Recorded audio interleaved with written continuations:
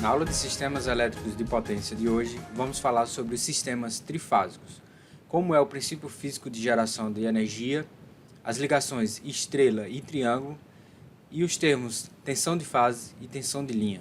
E se você quer baixar os slides e materiais dessa e outras aulas, basta entrar no meu site e escolher a disciplina que deseja.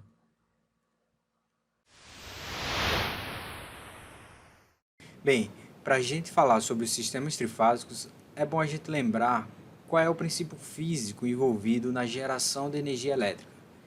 Vocês devem lembrar que existe o que nós chamamos de indução eletromagnética, também chamada de lei de Faraday, que ela fala o seguinte, que quando um condutor elétrico ele atravessa um campo magnético, ou quando um campo magnético varia em cima de um condutor elétrico, ele induz corrente elétrica nesse condutor. E é a partir desse princípio que é gerada a eletricidade. A lei de Faraday diz o seguinte, que a variação do campo magnético em um condutor cria uma força eletromotriz, a Fem, que movimenta os elétrons. Dessa forma, é produzida uma corrente elétrica nesse condutor.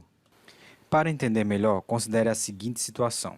Dois ímãs dispostos nesta posição, onde o norte de um está posicionado de frente para o polo sul do outro ímã.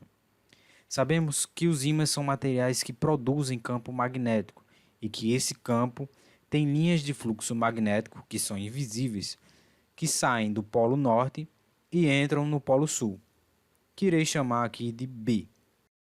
Considere também um material condutor, por exemplo, um fio ou uma barra de cobre, e que essa barra esteja conectado a um amperímetro para fazer a leitura da corrente elétrica.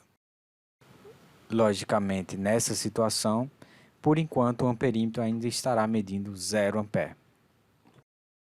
Agora imagine que, mantendo a barra conectada ao amperímetro, eu movimente ela da posição 1 até a posição 2, atravessando necessariamente o campo magnético produzido pelos ímãs.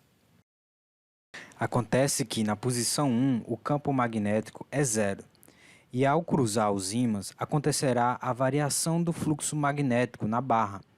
O amperímetro então irá acusar a corrente elétrica. Porém, ao chegar na posição 2 e parar o movimento, o campo magnético deixará de variar e a corrente elétrica voltará a ser 0. Ao fazer o contrário, mover da posição 2 para a posição 1, novamente o amperímetro acusará a corrente, porém na outra direção. Ao chegar na posição 1 e parar o movimento, a corrente também cessa, pois não tem mais a variação do campo magnético. Agora vamos imaginar que vamos mover essa barra da posição 1 até uma posição 3, que fica entre os ímãs.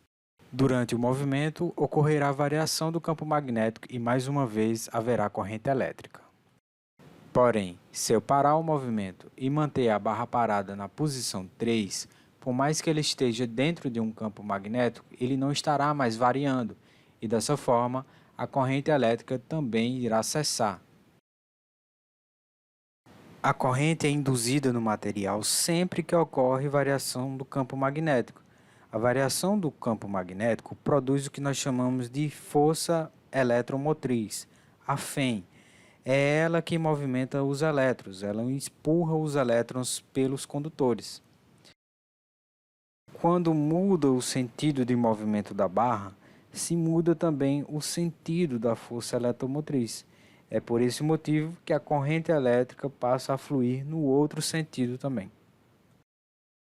Acabei de explicar para vocês a indução da corrente elétrica mantendo um campo magnético fixo enquanto eu movimento o condutor. Mas esse mesmo efeito ocorre também se eu inverter essa situação, ou seja, manter o condutor fixo e simplesmente movimentar o campo magnético.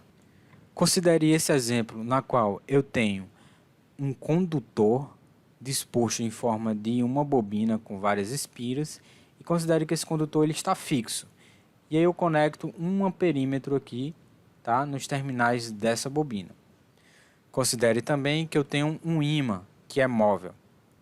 que eu posso movimentar ele de um lado para o outro. Perceba que quando eu movimento o ímã, eu vario o campo magnético dentro do condutor e por esse motivo eu causo uma corrente elétrica dentro desse condutor, que é acusado lá pelo amperímetro. Então, quando eu movimento o ímã em um sentido, a corrente elétrica em um sentido. Se eu movimentar o ímã no outro sentido, a corrente elétrica ela flui no sentido contrário. E se eu ficar variando aqui o ímã de uma posição para outra, vocês vão perceber que eu crio uma corrente alternada. Ora a corrente vai em um sentido, ora a corrente vai em outro sentido. Basicamente eu estou fazendo o quê? Transformando a energia mecânica, que no caso aqui é a força que está sendo aplicada para movimentar o ímã, estou transformando essa energia em energia elétrica. E esse é o princípio de funcionamento das máquinas e geradores elétricos. Vamos observar esse efeito aqui na prática. Eu tenho um amperímetro, uma bobina e vou aproximar o polo norte de um ímã aqui nessa bobina. Vocês podem ver lá no amperímetro que houve a deflexão do ponteiro informando a corrente elétrica. Quando eu retiro o ímã, o ponteiro aponta para o sentido contrário. E se eu manter a repetição desse movimento, eu estarei transformando a energia mecânica, que é a força sendo aplicada no movimento, em energia alternada. Muito bem, entendemos o princípio físico, mas como funciona isso internamente dentro do gerador elétrico? Aqui nesse esquema nós temos a representação conceitual de um gerador, composto por um par de polos que nada mais é do que o polo norte, em vermelho, e o polo sul, em azul. Dessa forma, nós teremos um campo magnético que vai do polo norte até o polo sul. Além da parte fixa, nós temos também a parte móvel, que é o rotor, contendo uma bobina de condutores. Aqui, nós representamos ela por uma espira. Perceba que os terminais dessa espira estão conectados a um amperímetro para verificarmos a corrente gerada. Considere que algum agente externo atue e gire o rotor deste gerador. O movimento da espira irá fazer com que o campo magnético varie no condutor e induza uma corrente elétrica, que aqui está sendo acusada pelo amperímetro. A corrente é alternada porque cada um dos terminais ora se aproxima do polo norte, ora se afasta dele. Dessa forma, então, alternando o sentido da corrente. Pelo motivo do movimento da bobina ser circular, a forma de onda da corrente gerada será senoidal, como mostrado aqui no gráfico.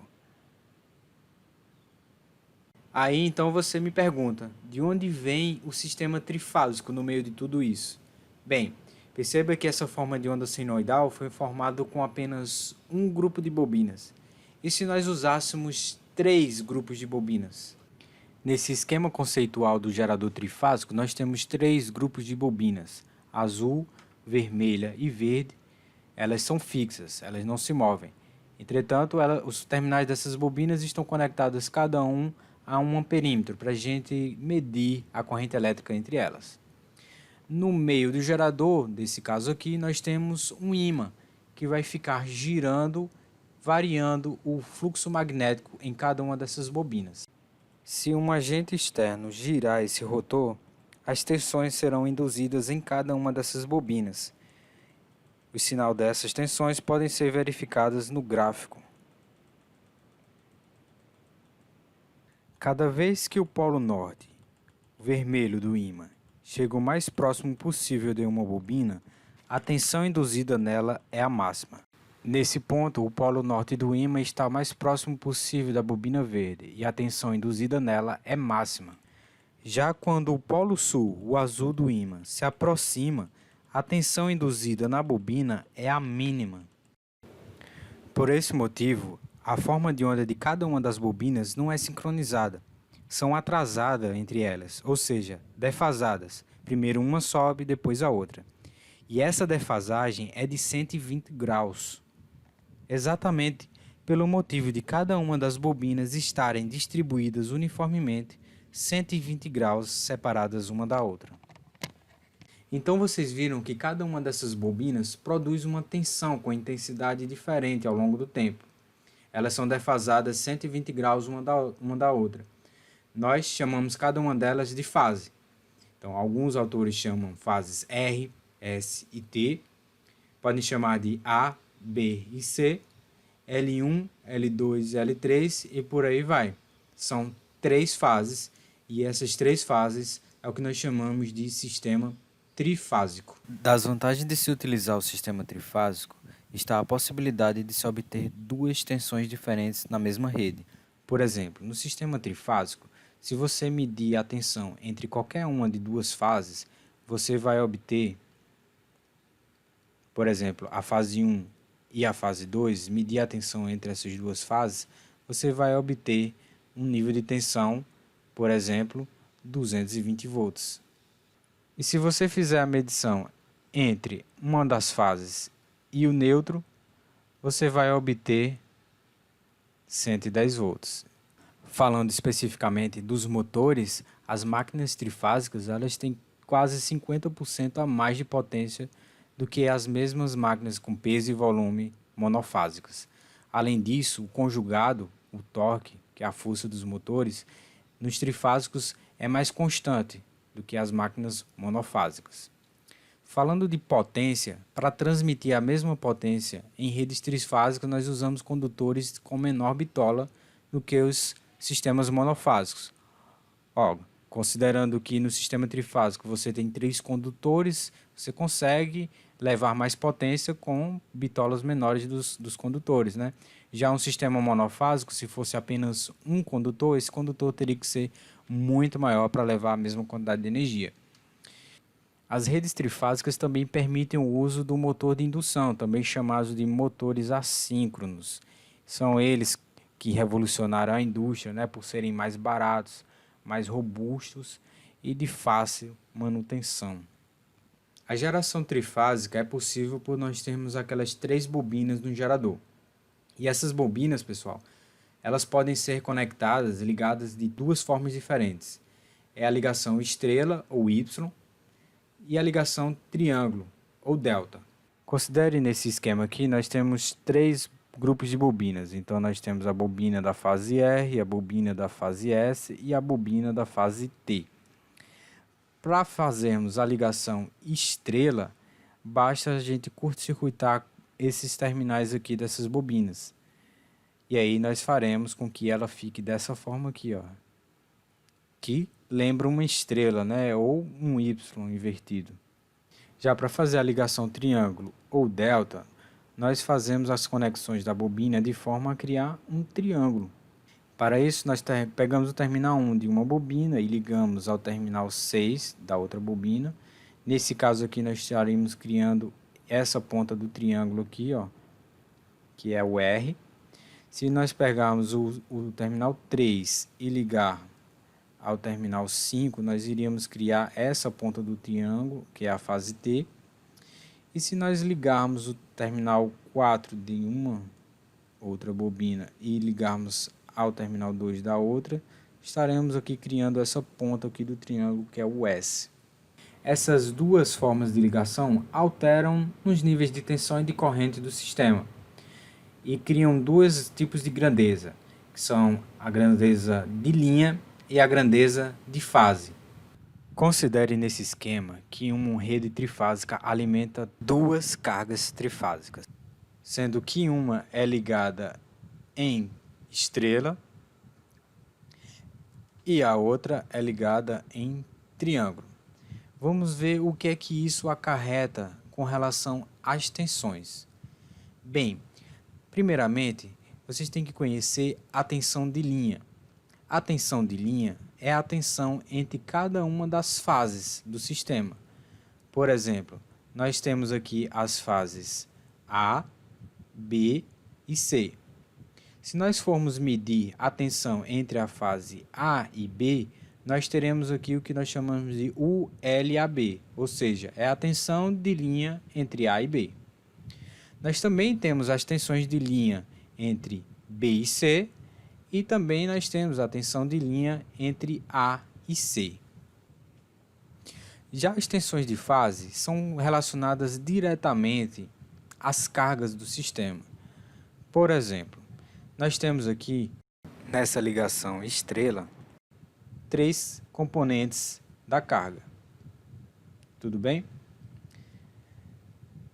E aí, a tensão de fase é a tensão em cima em cada um desses componentes, como você pode verificar aqui. Então, eu tenho a tensão U, F de fase, Y, que corresponde à ligação, que está a ligação em estrela, né? Ou Y. Aqui no triângulo, nós vamos ter também a tensão de fase. Então, veja que cada componente aqui da carga trifásica, eu tenho uma tensão em cima dela. Então, eu tenho um U, que é a tensão de fase da ligação triângulo. Se observarmos bem a tensão de fase da ligação triângulo, nós vamos perceber que a tensão de fase é igual à tensão de linha. Pois veja só, esse terminal está ligado exatamente no mesmo nó que esse aqui, e esse terminal da tensão de fase está ligado também ao mesmo nó que esse aqui. Logo, a tensão de fase da ligação triângulo é igual à tensão de linha. Já a tensão de fase da ligação estrela não tem como isso acontecer. Perceba que um dos terminais da ligação está ligado a esse nó aqui. Porém, o outro nó dessa tensão de fase não está ligado a nenhum outro nó da linha. Essa daqui é o que nós chamamos de nêutro. O nêutro é um condutor da rede que não possui potencial. Ele é apenas 0 volts. Nesse caso aqui, é como se essa tensão de linha fosse dividida para esses dois componentes da carga trifásica. Nesse caso, a tensão de fase será igual à tensão de linha dividido por raiz de 3. Ou seja, a tensão de linha é igual à tensão de fase vezes raiz de 3. Resumindo, a tensão de linha, o L, é a tensão entre as fases, entre duas fases. Já a tensão de fase, o UF, é a tensão entre uma fase e o nêutro. É importante observar que nós estamos trabalhando apenas com módulos, tá? Mas esses são valores, são grandezas complexas. E é importante saber que a tensão de linha ela é defasada em 30 graus em relação à tensão de fase. Vamos analisar agora as correntes nesse sistema trifásico. Assim como na tensão, as correntes também têm a corrente de linha e também temos a corrente de fase. Analisando aqui as duas cargas, tanto a ligada em estrela quanto a ligada em triângulo, nós observamos que a corrente de linha ela vem direto da rede, né, para alimentar as cargas. Então é ela que percorre as fases que alimentam as cargas. Já as correntes de fase, elas percorrem os componentes das cargas trifásicas.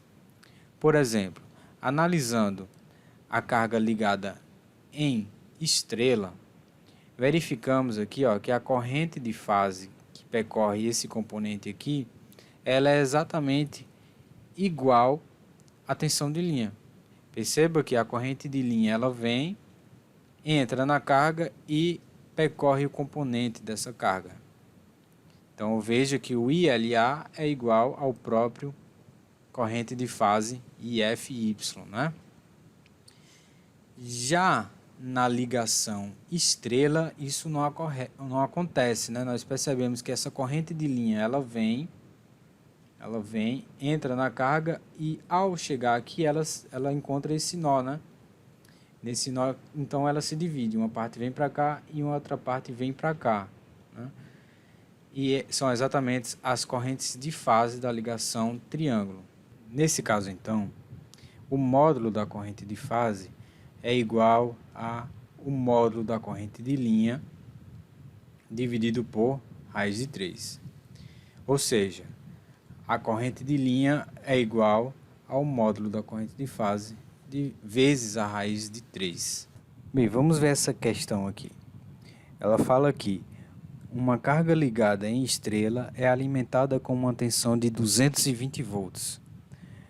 Ou seja, já podemos dizer que a tensão de linha aqui, é de o L igual a 220 volts. Consome uma corrente da rede de 4 amperes, ou seja, ele já está falando aqui que a corrente da rede, ou seja, o IL, é igual a 4 amperes. Ele pergunta o seguinte: calcule as tensões de fase e as correntes de fase. Então, o que a questão está perguntando é quem é o UF, no caso aqui é estrela, né?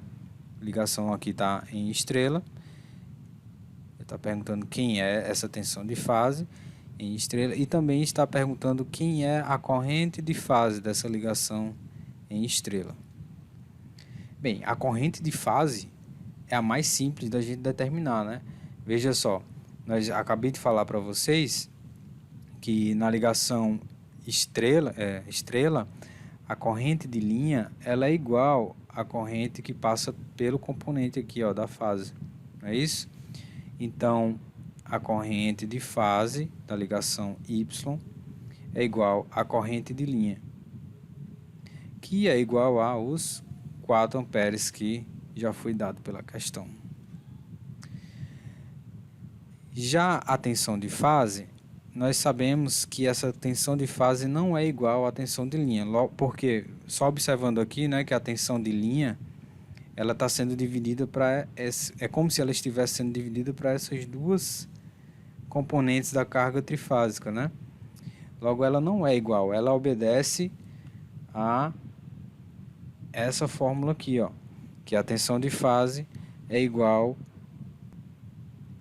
a tensão de fase vai ser igual a tensão de linha dividido por raiz de 3, tá bom? Logo, a tensão de fase em Y vai ser igual aos 220, que é a tensão de linha, dividido por raiz de 3. A gente pode fazer isso aqui na calculadora, 220 dividido pela raiz de 3, fecha parênteses, é igual a 127 volts, né? Tensão de fase em estrela é igual a 127,02, né? Se a gente for botar duas casas decimais, volts. A gente está... É por esse motivo, pessoal, que a tensão bifásica aqui, quando a tensão bifásica aqui, no caso aqui do Amazonas, né, é 220 volts, mas quando a gente traz para o monofásico, né, quando a gente liga entre a fase e o neutro, né, quando a gente faz essa ligação entre a fase e o neutro, que é exatamente a tensão de fase, nós vamos ter então 220 dividido por raiz de 3, que dá exatamente 127 volts. Partindo aqui para outra questão, ela fala o seguinte: uma carga ligada em triângulo, está aqui a nossa carga, tá, ela sendo alimentada pela rede, com uma tensão de linha de 380 volts. Então ele está falando já aqui que a tensão de linha, que é o UL, é igual a 380 volts. Beleza. E ela ainda me fala que a carga consome uma corrente da rede de 8 amperes. Então, ele já está me falando aqui que a corrente da rede é 8 amperes. Que é exatamente o IL, né? É igual a 8 amperes. Calcule as tensões da fase e as correntes. Calcule as tensões de fase e as correntes de fase. Então, o que ele está perguntando? Ele está querendo a tensão de fase da ligação triângulo e também está querendo a corrente de fase da ligação triângulo. Quem são esses dois? Bem, a tensão de fase é o mais fácil, né? Como a gente já comentou aqui anteriormente, nós sabemos aqui, ó, que a tensão de linha é daqui para cá e a tensão de fase é daqui para cá. Pessoal, isso aqui é o mesmo nó, tá vendo? É o mesmo nó. Ou seja, a tensão de fase da ligação triângulo é igual à tensão de linha, tá? Tensão de linha. Logo, a tensão de fase vai ser 380 volts. É o mais fácil. Vamos lá para a corrente de fase. A corrente de fase triângulo, quem ela é? A gente também já comentou aí anteriormente que a corrente de linha ela vem por aqui, tá? Chega por aqui e se divide, né? Se divide, não é uma divisão igual, tá? E essa corrente de fase, ela é dada por essa formulazinha aqui, ó. Essa formulazinha aqui. Então, a corrente de fase da ligação triângulo é igual à corrente de linha dividido por raiz de 3, tá bom? Logo, isso aqui vai ser o quê? Quem é a corrente de linha? 8 amperes. 8 amperes dividido por raiz de 3, é só ir na calculadora. 8 dividido pela raiz de 3, não é isso? Vamos ter então que a corrente de fase da ligação triângulo é igual a 4,62, né? Arredondado com duas casas, 4,62 amperes.